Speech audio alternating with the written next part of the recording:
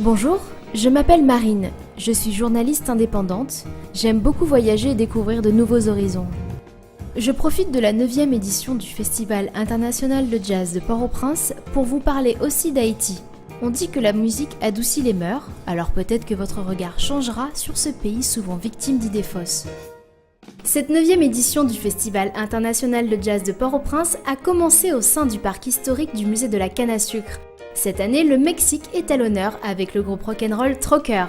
Des troupes très variées se sont partagées les scènes entre la Focale, l'Institut français et le Caribé, comme les musiciens américains de Yellow Jackets ou le trompettiste chilien Sébastien Jordan. Les femmes étaient à l'honneur avec la présence des chanteuses canadiennes Bella Cat et Rani Lee ou encore la chanteuse américaine Maya Azucena. Le jazzman belge Igor Geno et le français Laurent De Wild ont apporté une touche européenne au festival. Enfin, l'artiste américain d'origine haïtienne Charles Davoine est revenu jouer sur sa terre natale après 42 ans d'absence. En plus des concerts nocturnes, nous avons eu le privilège de visiter des lieux insolites comme le village de Montrouy et le village artistique de Noailles. Enfin, nous terminons nos journées dans les afters endiablés du festival où le son des jam sessions entre artistes locaux et étrangers résonne dans les bars.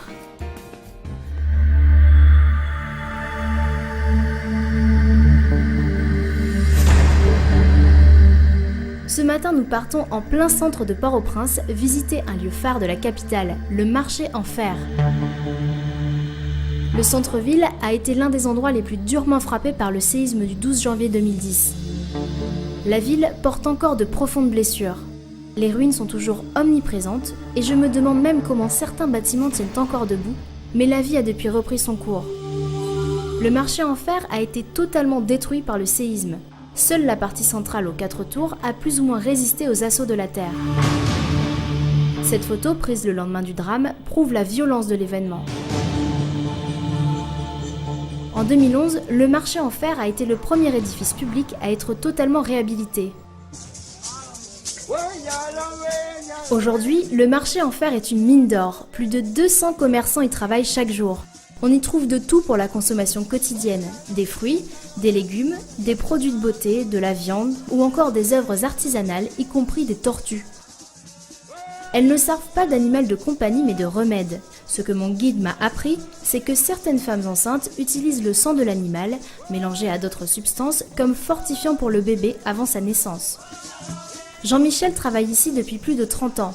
Il sculpte, il peint, et vend ses œuvres dans son petit espace qui lui est dédié dans la partie artisanale du marché. Mais son métier de commerçant est très difficile, car en plein cœur de Port-au-Prince, très peu de touristes s'arrêtent, voire jamais. On parle de sécurité aussi en Haïti. Cet endroit-là, sécurité, ce n'est pas bon. Là-haut, à Pétionville, pas de problème. Mais ici en bas, ici, c'est ça même qui fait que vous n'avez pas de touristes. Okay? Dans une autre allée, un peu plus loin, je me rends dans la partie dédiée au vaudou.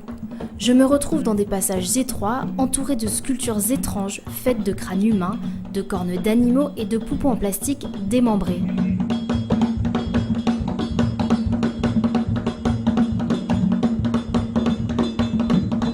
D'ailleurs, les crânes dégagent une forte odeur de plantes mélangée à je ne sais quoi d'autre, et cela donne une odeur de médicament assez dérangeante quand on voit d'où elle provient.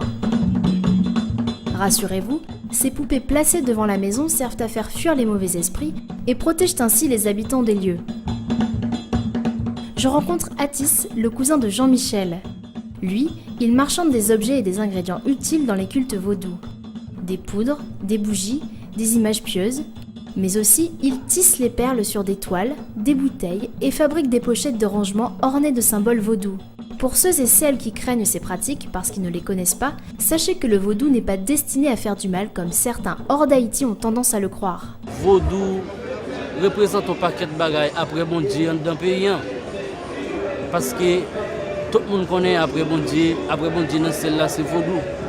Par exemple, l'homme malade, c'est quand un ougan pour aller pour un traitement. C'est ça qui fait vaudou. Un paquet de bagages dans le pays. Et l'indépendance du pays, nous, c'est avec vaudou. Nous prenons l'indépendance du pays. C'est ça qui fait vaudou. Après, bon Dieu, c'est là, pas capable de valer. Il y a des gens qui parlent de vaudou, moi, on a erreur parce qu'après bon Dieu, celle-là est vaudou. Et c'est tout le monde qui a un ange gardien qui marche ensemble avec lui. À la Focale, l'ambiance est brûlante. Des figures de la musique haïtienne se produisent sur cette scène gratuite, ouverte à tous, et la ville entière s'est pressée dans la petite cour de la fondation. Plus de 1000 personnes s'entassent devant le podium. Il y a tellement de monde ce soir-là que les forces de l'ordre sont contraintes de fermer l'accès au complexe pour des raisons de sécurité.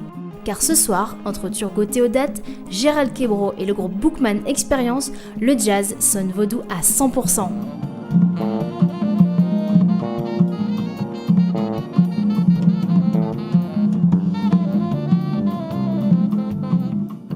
Turgot Théodate est un musicien haïtien qui découvre le saxophone à 23 ans alors qu'il étudiait à Paris. Plus tard, il a composé des musiques de films, animé des émissions radio et télé et devient même directeur de l'École nationale des arts.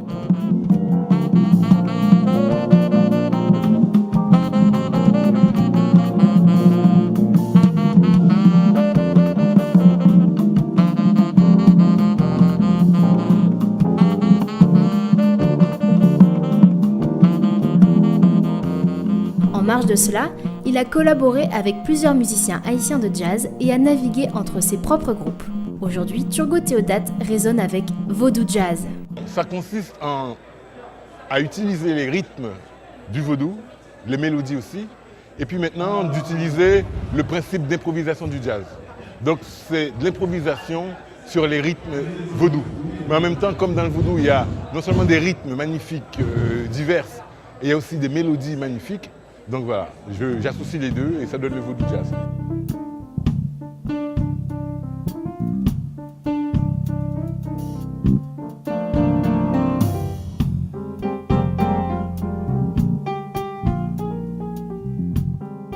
Pour les fans du groupe de combat T-Vice, Gérald Quebro ne vous est pas inconnu. L'ancien bassiste du groupe haïtien fait ses premiers pas cette année dans cette 9e édition du Festival international de jazz de Port-au-Prince. Le public l'attendait et qu'importe le style de musique qu'il joue maintenant, l'énergie et le sens du divertissement sont toujours aussi forts.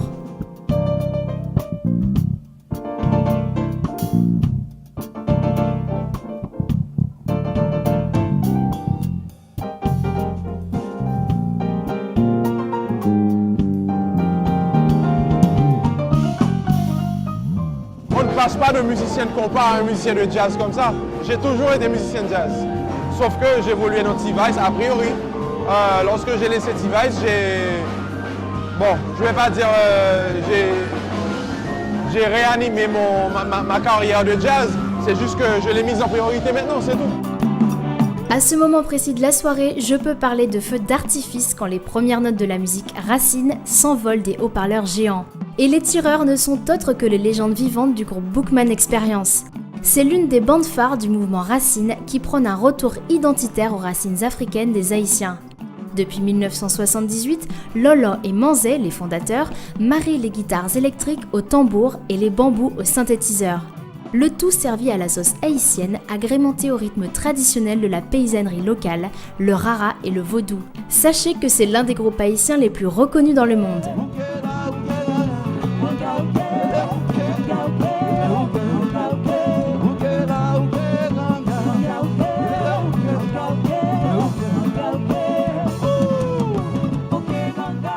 Notre musique aussi, c'est une musique semi-sacrée, sacrée profane.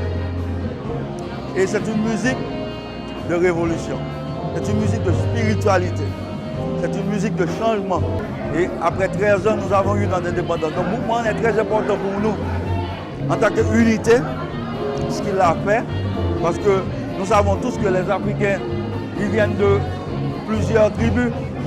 Même en Haïti, il y avait des problèmes, même si le créole a été une langue unificatrice. Mais quand même, ça a été difficile pour les marrons et les autres de s'unir ensemble et de faire cette révolution. Donc Bookman, c'est très important pour nous.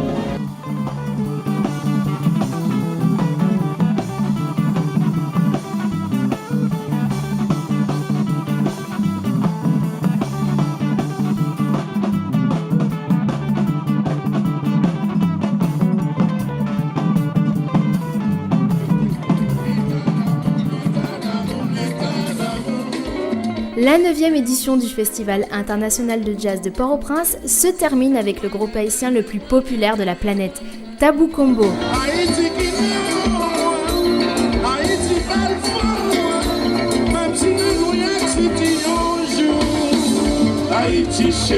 Leurs mélodies sont toujours groovy, dominées par le compas, avec des touches de funk et rara.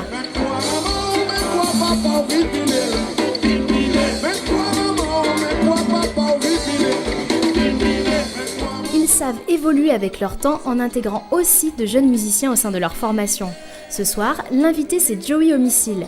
Ce saxophoniste canadien d'origine haïtienne puise dans ses racines et délivre ses vibrations dans son art, dans une joie communicative.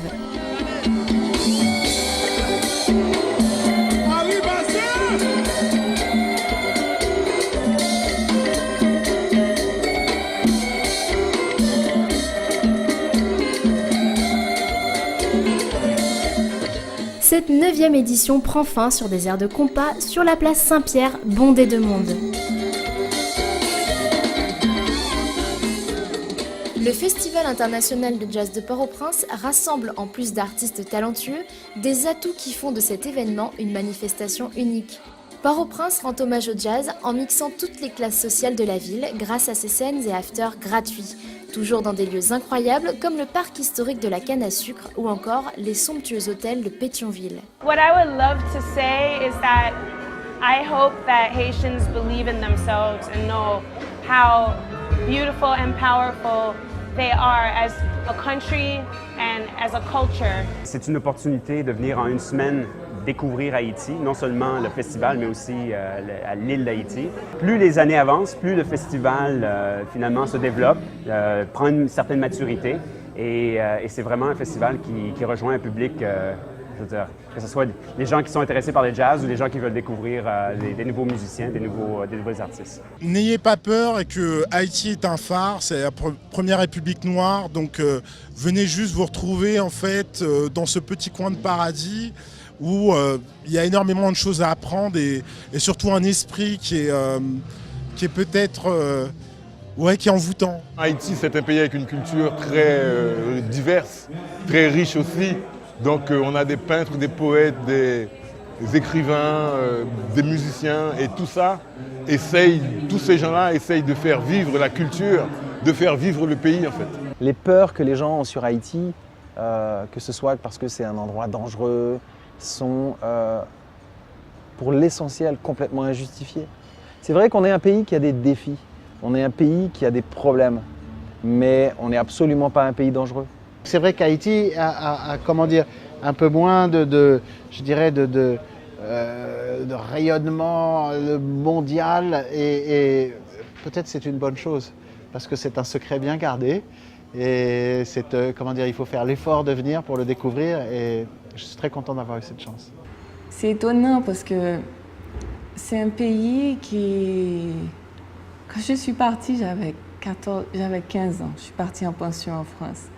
Je m'étais dit, je ne vais plus retourner en Haïti. Et quelque part, il y a toujours quelque chose qui vous rappelle Haïti parce que c'est un pays qui a un charme extraordinaire, qui vous envoûte. On te conditionne pour voir Haïti d'une façon. Donc c'est le moment ou jamais de cette rencontre-là. Martinique, Guadeloupe et le monde entier. Parce que Haïti a quelque chose à apporter et aussi à apprendre aussi. Et c'est ça qui est important. Accepter la différence, mais aussi être un. Parce que c'est l'unité qui est importante.